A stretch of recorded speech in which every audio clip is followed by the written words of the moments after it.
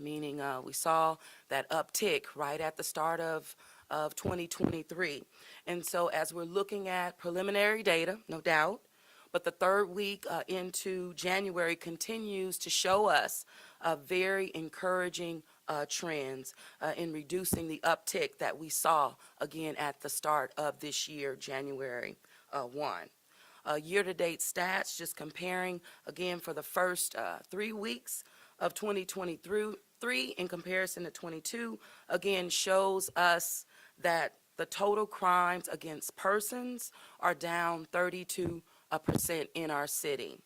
Armed robberies are down 42%, carjackings down 64%.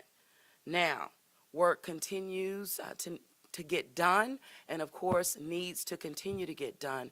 We remain laser focused and committed, there's no doubt, but we are seeing tremendous progress based on the redeployment strategies, based upon Superintendent Woodfork coming in and hand selecting, if you will, officers that are deployed very strategically in key areas, and because of that deployment strategy, it's rendering great results in our city. We wanting to keep them going. Since September of 2022, there's also been a decline in attrition since the pay raises were announced, and of course the package in regards to retention, of course, and recruitment as well, but focusing on retention. That decline is holding steady. Yes, there's been some talk about once our incentive package to retain becomes realized by our officers come March, May of this year, that potentially officers may leave. Well, you know what? Some may. But also what we do see is that there is a recommitment and dedication to serving within the New Orleans Police Department. And that's something that we should embrace. I know that I do wholeheartedly. Our violent crime reduction task force that I announced and approved, of course, by executive order, just remains, again, laser focused on prevention, that preventative side of violent crime. The focus continues to be, of course, in support of the New Orleans Police Department and working collaboratively with all of our law enforcement partners who are front and center at the table and who can make decisions in real time that are being engaged. This task force, again, is focused on removing the most violent offenders from the streets of New Orleans and keeping them off the street. As NOPD continues to make solid and sound arrests, again, we need that system to work and function effectively to keep the most violent offenders off of our streets. 2 weeks since the start of this task force, I have to say, and in collaboration with DPW, I'll rattle off just a couple of things. Over 30 abandoned vehicles have been removed from the streets. The abandoned vehicles, and looking at that data, has told us that we definitely need to be not only more proactive, but aggressive in removing these vehicles from the street, because they are aiding in some of the activity, again, that we're seeing, and that we're seeing on the street, but also that are in direct connection with the deployment strategies and what our officers are seeing on the street. DPW continues to repair street lights in communities that are considered hot spots. And again, it's looking at this data in real time and deploying strategies again in real time and being out there on the street, whether that's activating multiple departments within city government at one time. That's what's happening. So since August even of this year, 21 street lights have been repaired citywide, 182 interstate repairs on I-10, that's around between Paris Avenue and the Parish Line, again listening to our residents and even our officers about what they see. 100 knockdown poles have been retrieved, 237 leaning poles have been reset, and along with 63 new poles installed, And again, residents should continue reporting these matters to 311. The benefit of having our director, Tyrell Morris of OPCD, that's 911-311, chairing the Violent Crime Reduction Task Force, again, utilizing this data, understanding where it comes, and OPCD is the receiver of so many data sets, but we're being strategic in how the data is influencing our deployment strategies, again, across the board with NOPD, but in addition to multiple city departments and agencies. The task force is also in the process of developing a public safety strategy surrounding schools from a public health perspective. And of course, this will be in partnership with our health department as well as the Orleans Parish School Board. And finally, after much engagement, talking about and surrounding and embracing and engaging the New Orleans City Council, I've extended an invitation that has been accepted by our Councilman Oliver Thomas, as you know, who chairs the Criminal Justice Committee for the New Orleans City Council. In addition to that, we have extended an invitation that has been accepted by Council Member Leslie Harris, as she chairs the Quality of Life Committee for the New Orleans City Council. Again, collaboration is key, and working in partnership, again, is key. I'm going to just go back again, just digress just a bit in regards to the public health approach and engaging our schools. This is a laser focus on the understanding that 18 of our children in the 2022 year were killed, quite frankly, by having access to guns that were in homes that were not secured.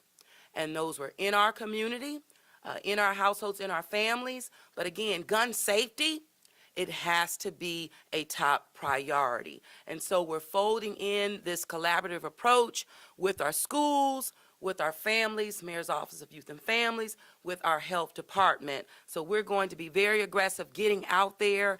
We're looking at lifting up, folding in a campaign as well. But gun safety is critical. Having 18 young people die in our city because of a lack of gun safety, and meaning these are guns in homes of our people.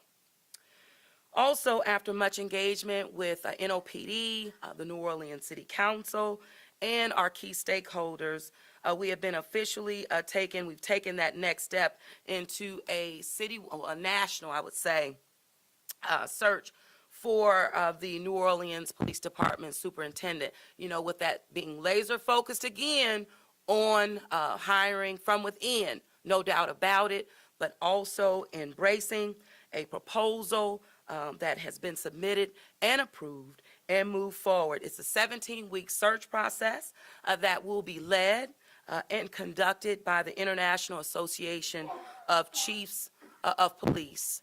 And the acronym is IACP. This is a big deal for the city and, of course, just moving this forward.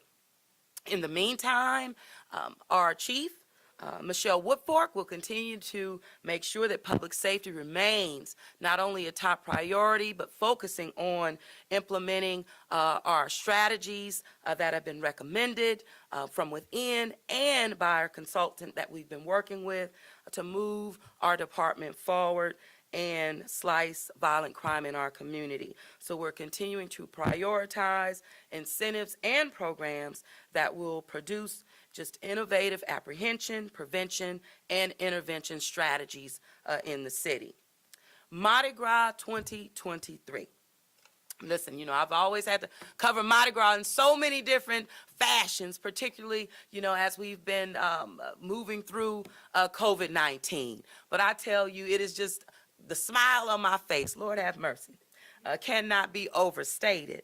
But we are starting Mardi Gras 2023, this city, and working tirelessly to bring Mardi Gras back and to its full glory by allowing our crews to return to their traditional routes. And so with the hard work of my team, I'll give a shout out to my CAO, Gilbert Montano, shout out to Chief Woodford, and just all of our partners leaning in, public safety team, EMS, Homeland Security, fire, you name it, just trying to do everything possible to move this along. Also includes sanitation, you name it, DPW. Also, in working with the sheriffs and the Sheriff Association. So I want to just shout out there. The city has entered into the CEA, signed it on yesterday with the Sheriff's Office that will provide, of course, the vehicle to funding the much needed outside law enforcement to be boots on the ground in a coordinated effort so that we can get back to Mardi Gras as we know it. So a successful Mardi Gras, as you all know as well, just depends on our ability to have safe celebrations and proper preparation. And so having a presence that's needed in terms of safety, keeping our residents safe, keeping our visitors safe is something that we are doing. So nothing that's in the rear view, but the front view, and I'm excited about that. And so there will be a much more elaborate announcement about Mardi Gras 2023 that will be in conjunction with our crews and our stakeholders that have made this possible. Make no mistake, now there was some talk, right, rumblings about our officers, our biggest assets. Here's my rose. I was looking for that before I came out. That they would not somehow get paid the same as officers that we're embracing coming from outside of our parish. That is not the case at all, and no way that I will stand here and after all that we've done to ensure that our officers have the tools and resources that they need, that we would sidestep them in any way. So they will be paid full complement, and even many cases even above what others that are coming to our city will make. So there will be parity, equity there, no doubt about it, and more info to come on you. But I did want to put that to rest because we're not going to dumb down our most prized possession, and that is the men and women of our New Orleans Police Department. Very excited also about the resources that are coming to bear from the federal government that was aligned with our Tier 2 rating. You know, we worked very hard to get back on the list of UASI, worked very hard to get Tier 2 rating, and it's just paying off again, just those assets that we were able to get in, like light towers, for one example. Towers that are not just shared by Orleans Parish, but you know, when we go forward, our parish, we bring others along in terms of these assets and equipment. And so the light towers that we've had deployed in our neighboring parishes will all, again, this is a part of our unified command, will be in Orleans Parish, all of them. And so we'll be in key areas, of course, to make sure that there's, you know, the areas are well lit and the like. But I'm just even more excited about these towers being able to be smart, meaning that they can be operated, you know, what do you call, remotely. And so that the smart technology is embedded in them. If you need to turn them up, turn them down, turn them off, turn them on. That's something that is in place, so I'm excited. Also this week, actually this afternoon, this evening, I will be moving towards, traveling to Washington, D.C. for Washington Mardi Gras, joining the delegation there, you know, statewide, going to D.C., the only state in the United States of America that has this long-standing tradition. But I'm looking forward to meeting with our federal delegation at the Washington Mardi Gras. Now, our federal delegation are no strangers to my administration, no strangers to me at all, advocating for the city of New Orleans. I'll continue to highlight the collaboration, the fruits of that labor there, our successes, and also our visions just moving forward as it relates to including the U.S. Department of Transportation, Agriculture, Energy, of course, EPA, OMB, you name it, we will be engaging, and I will continue to engage firsthand. Also, asking just for more resources as well. You know that I was in D.C. this past week for the U.S. Conference of Mayors, but that did not stop me, again, with meeting with the White House leadership and continuing to advocate and just saying thank you. Thank you for some added support that we have received. And just to note on it, one would be around getting help from the U.S. Marshals, one example. You know, in November, I asked for 3 months, you know, extra help getting and placing these warrants, removing people from our streets. While we didn't get 3 months, we got 2 weeks, but it rendered real results in our city. So now I'm asking for, you know, some additional help. A month would be huge. And now these warrants are all fact-checked, so real-time data from all of our districts, NOPD districts, so we know that we're going after individuals who are wanted not only right now, but we need to have off the street. So continuing to advocate there. Even as it relates to ATF, asking for additional help there, just helped again get guns off the streets of the city of New Orleans. We have to get the guns off. We know we did over 2,700 in 2022, which was 28% greater than 2021, and we're going to do even more in 2023. Guns have to get off the street, and guns have to be safe in homes in our city, and they should not be left in vehicles in our city as well.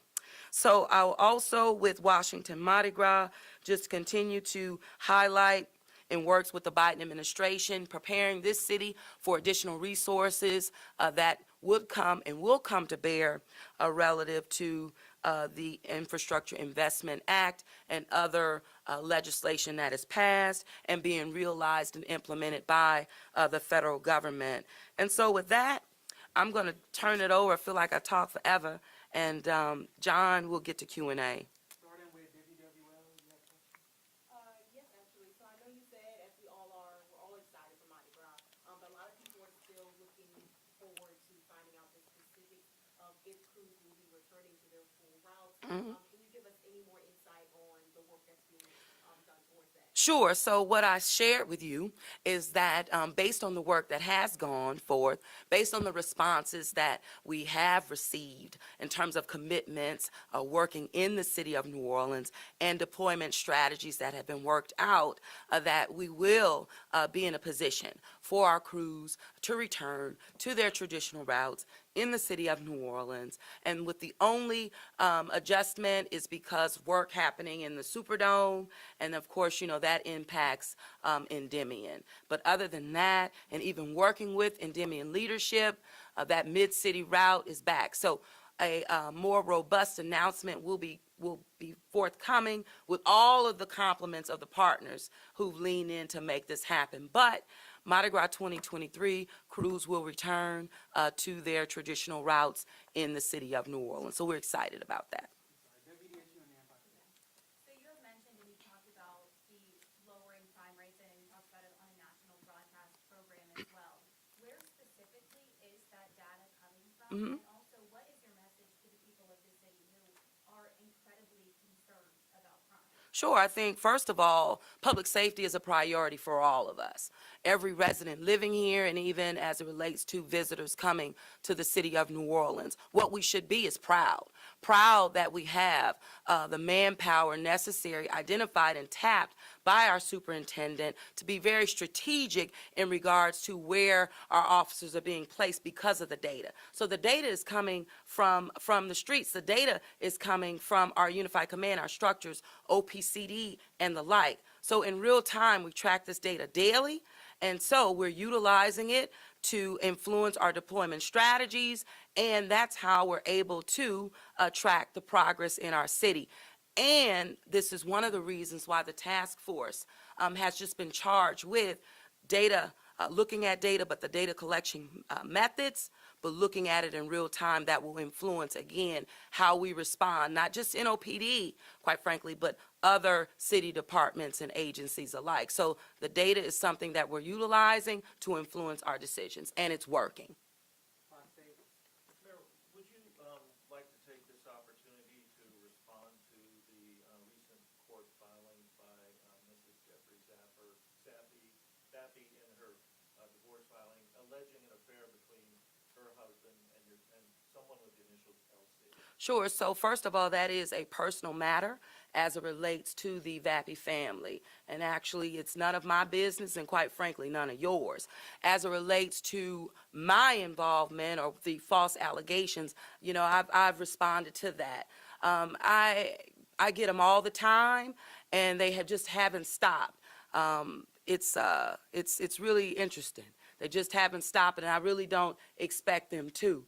As I've stated, based on the false allegations that come my way, by the time I finish this job, literally, accused of sleeping with half of the city of New Orleans, both genders and all pronouns. I'm known as Teddy sometimes, and then Teddy other times. So with that, false allegations do not, that's basically all I have to say about it. Thank you. Happy Mardi Gras, Mayor. First of all. Happy Mardi Gras. I just want to circle back to Mardi Gras about approximately how many sheriff's officers will be needed to come in. And I know Endymion only needs about 20, but Toad needs over 100. So will all crews be taken care of? Oh, absolutely. So what, our goal was like 150, right? And I believe that we will surpass that. Those numbers, will be given to you later because we're still, every day it's getting better. But what I will say is exciting. So we're just seeing other parishes step up. Generette, for example. Wow, of course, Tangipahoa, wow, and of course our partners Baton Rouge and even Jefferson Parish. But we're just seeing a reach that's deep, and we're very, very hopeful that we will exceed our goal. But with this, all of our crews will be protected, in regards to that. And that's what this is about, not putting one over the next. It's about Mardi Gras, and it's about inclusion, and it's about equity, and it's about safety across the board. The advocate? Yeah, Mayor, there was another question about crime rates. You were citing some kind of week-by-week numbers. I think what a lot of residents want are sustained reductions in crime. When do you think we'll get those sustained long-term reductions? Well, time will tell. That's why you track it weekly, and you utilize the data. But time will tell, and the data doesn't lie. So I cannot wait. I cannot wait till the day that I can provide you with, allowing for more time to be able to tell that real story, using the data to tell the story, and we need time. So while, I can cite progress, and that's important too. People need to also understand and know that what we are seeing are signs of improvement. It doesn't mean that we're out of the woods, no way, but it does mean that progress is happening, and it's also very critical to acknowledge it because we're depending on our people, the men and women of the New Orleans Police Department. We're depending on a collaborative effort between all of our systems within the criminal justice system. And I think that when we uplift and talk about progress, it really uplifts the hard work that's going in to not only get these trends, but trend in the right direction over a long period of time. So we're working towards it, work in progress. Palmer, BWWL. Mayor, I have a question and a follow-up. I just want to make sure we're clear here. What you are announcing today is that all of the Mardi Gras crews that want to return to their traditional routes will be returning to their traditional routes. That includes Toth on Magazine, that includes Muses on Magazine, that includes the other crews that were shortened this year because of manpower shortages. I think you pretty much covered, you've covered them, and yes, that's what I'm saying. Based on this very robust strategy in terms of how we're funding, making this happen, how we have made sure that there's parity relative to our own officers that will be boots on the ground, and just what we're seeing from neighboring parishes and those commitments that have come our way, yes, sir. We will be returning to our routes, traditional routes, where we can. And the only change, again, is because of the work that has to happen in the Superdome in preparation for Super Bowl 2025. So Toth and Muses are returning to Magazine. All parades will return to their traditional routes. That includes those that you've mentioned. Yes, sir. More, I would say a more robust announcement will come, where you'll have all of us together, including our crews and those who've made this possible. Where does that leave crew delusion, which was told that it had to move to a new day, and then they're having some... Crew delusion, I don't know. I don't know. Yeah, I can't give you that right off. All I know is that we have this full complement that will satisfy, but when you go by one, my focus hasn't been on the one by one. My focus has been on how can we get back to Mardi Gras as we know it, thinking about all crews. So I really, forgive me, but the one by one I don't. But we'll get it to you. But you said, to be sure, you have, from the responses that you've gotten and from the commitments that Sheriff Hudson has received, that we are in a position now to exceed that 150 outside police officer goal that we had. We're on a path to exceeding our goal. And I'm very hopeful, quite frankly, but it's an exciting position to be in. But they're responding. You know, they're responding, and we thank you. Thank you very much, and you all have a great rest of the week. And so glad, you know, we made it out of yesterday. It was very, you know, the tornadoes and all, and you just don't know. I couldn't sleep. You wake up, wait, did I miss something? But didn't miss anything. So thank you all again.